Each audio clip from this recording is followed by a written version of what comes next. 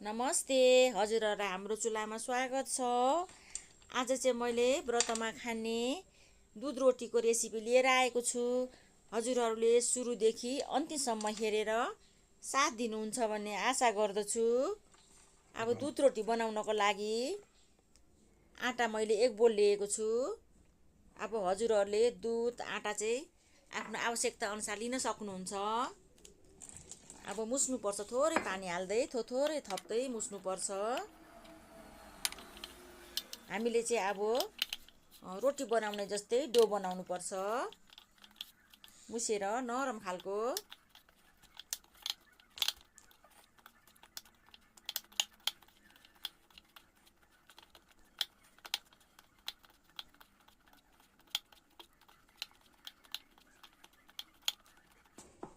ल हेर्नुस् त, डो पनि तयारी भइसक्यो मुसेर। अब एकैछिन छोपेर राख्नुपर्छ। यता हामीले चाहिँ अब कराई बसाएर दुध तताउँछौँ। दुध त राख्दैछु कराईमा। दुध चाहिँ मैले आधी लिटर लिएको हो। अब हजुरहरुले थपघट चाहिँ आफ्नो आवश्यकता अनुसार लिन सक्नुहुन्छ। अब मैले अघि मुसेको पिठो चाहिँ मसिनो डल्ला पार्दैछु।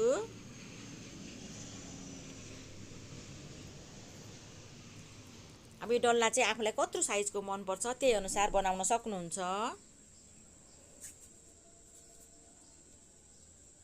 दुईटा हत्केलामा राखेर चाहिँ हामीले गोलो बनाउनु पर्छ अनि यसरी च्याप्टो हुन्छ।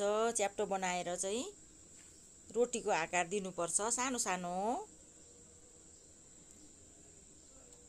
धेरै पातलो पनि बनाउनु पर्दैन। ल यतिको भयो भने ठिक्क हुन्छ। अब हजुरहरुले साइज चाहिँ आफूले कत्रो मन पर्छ त्यही अनुसार बनाउन सक्नुहुन्छ। अब यसरी बनाउनुलाई गाह्रो भयो भने चाहिँ बेलना चक्लामा राखेर बेलेर छुरीले काटेर बनाउँदा पनि हुन्छ। मैले चाहिँ हातैले बनाएको यसरी। ल हेर्नुस् त।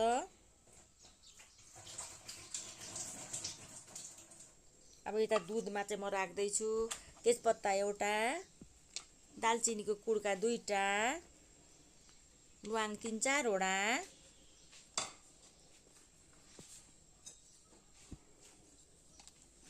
अब चलाउँदै एकछिन उमाल्नु पर्छ। ल हेर्नुस् त, उम्लिसक्यो अनि बास्ना आउँछ दालचिनी ल्वाङ तेजपत्ताको मजाले दुधमा।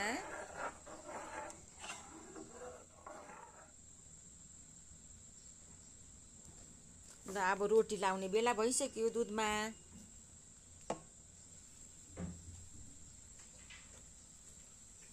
अब रोटी चाहिँ हामीले एउटा एउटा गर्दै राख्नुपर्छ। अब एकैचोटी सबै राख्यौँ भने चाहिँ टाँसिनुलाई सक्छ। ल हेर्नुस् त, यसरी राख्नुपर्छ एउटा एउटा गर्दै।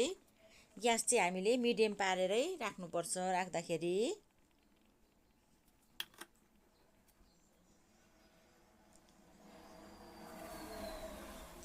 यो बनाउनलाई पनि सजिलो हुन्छ, खानको लागि पनि हेल्दी हुन्छ दुध रोटी चाहिँ।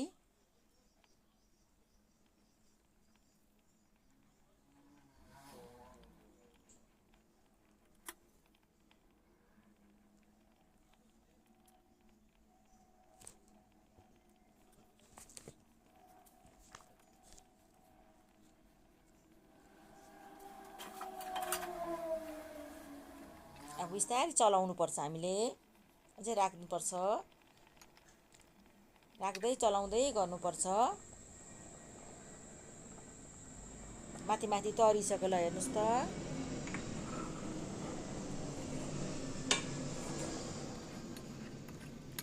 अब चलाउँदै पकाउनु पर्छ।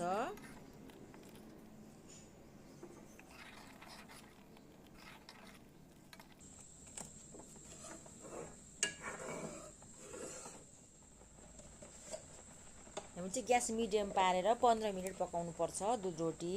यो मरिचको धुलो सानो चम्चाले आधी चम्चा, सुकमेलको धुलो पनि आधी चम्चा।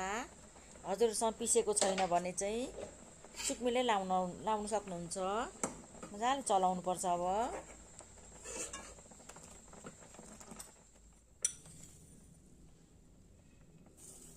अब चिनी 2 चम्चा लाउँदैछु। अब हजुरहरुले चाहिँ कतिको गुलियो खानुहुन्छ त्यही अनुसार लगाउनु होला।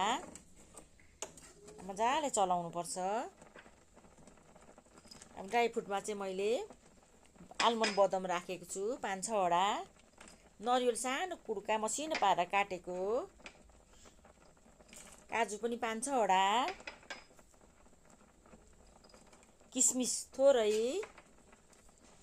अब हजुरहरूलाई के मनपर्छ त्यही लगाउनु सक्नुहुन्छ ड्राई फ्रुटहरू। ल हेर्नुहोस् त, अब यतिको भएपछि चाहिँ अब दुध रोटी चाहिँ तयारी भइसक्यो खानको लागि। मजाले पाकिसक्यो। यो व्रतमा भयो, अब अरू बेला पनि खाजा, बुढाबुढी केटाकेटीलाई असाध्यै मिठो हुन्छ खानको लागि। म हजुरहरूलाई सर्भ गरेर नि देखाउँदैछु। हेर्नुहोस् त कस्तो मजाको भएको छ दुध रोटी, तातो तातो खानुको लागि।